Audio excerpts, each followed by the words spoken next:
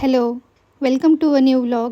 तर व्लॉगची सुरुवात जन्माष्टमीच्या आदल्या दिवसापासून होत आहे. उद्या बारसा आहे आणि परवा ज्या मटेरियलची ऑर्डर दिली होती ते मटेरियल आज रिसीव होणार होतं.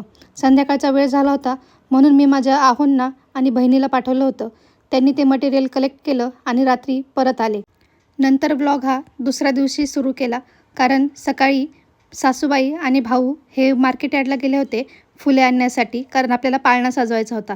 दुपारचे 1:30 वाजले होते. म्हटलं वरती जाऊन तयारी बघावी, कारण बाळाला सोडून वरती बसता येत नव्हतं. आणि वरती गेल्यावर बघितलं तर काय, तर सगळेजण तयारी करत होते. भाऊ माळा लावत होता, बाळाचे काका पाळणा फिक्स करत होते आणि त्याची काकू आणि त्याची मामी फुलांचे हार बनवत होते. इथे सासूबाई, माझ्या मावस सासू आणि बाळाच्या आत्याही बसल्या होत्या. मी विचारलं काही मदत लागते आहे का, तर मी फक्त त्यांच्या हाताखाली जे सामान लागतं ते दिले हातामध्ये. घरातली लहान मुलेही कामाला लागली होती. इथे माझा भाऊ आणि भावजय पाळण्याला मस्त डेकोरेट करत होते आणि त्यांनी खरंच पाळणा खूप मस्त सजवलेला होता. नंतर संध्याकाळी सगळे रेडी झाले, मीही रेडी झाले होते. इथे लाडेसरची सेवा बघूच शकता. आजी कपडे घालत होती, पप्पा दूध पाजत होते आणि मी तिचे कपडे कोणते आहेत ते डिसाईड करत होते. पण लाडेसरची मजा चालली होती.